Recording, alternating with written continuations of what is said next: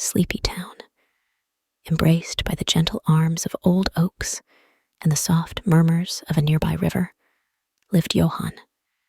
His house, once filled with the laughter of friends and the warmth of shared evenings, had over the years become an island of solitude.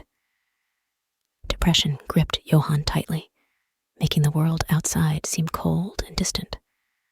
Time passed, and with it, the colors of life faded. Days lost their luster, turning into an endless sequence of gray mornings and silent nights. Johann's heart beat to the rhythm of the silence that filled his home. But one morning, as winter slowly released its icy grip, and the first buds tentatively stretched their heads toward the sun, something unexpected happened. Johann, watching the struggle of light against the morning mist through the curtains of his bedroom, felt a faint tug in his chest. It was a spark, small yet powerful, that prompted him to get up and open the window.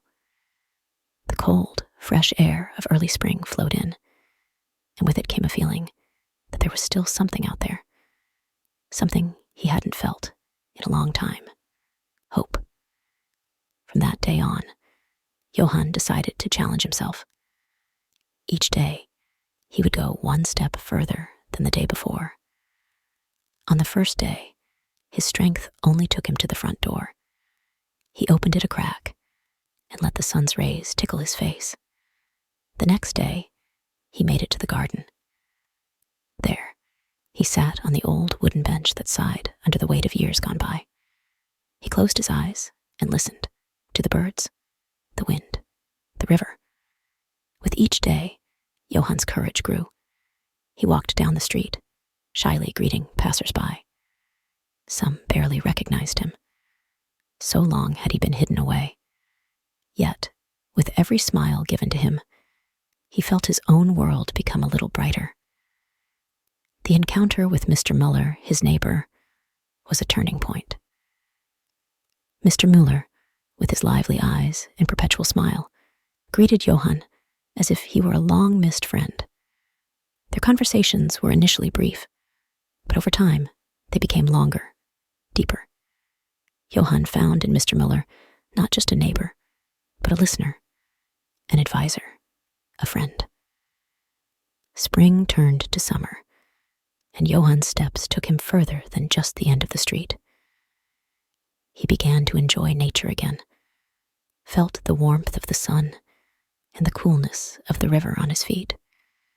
He rediscovered the joy of gardening, planting flowers and herbs he had once loved. Slowly, almost imperceptibly, life returned to Johann's world.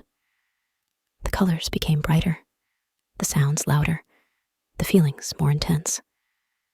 The longest winter of his life gave way to a spring of renewal, a summer of joy.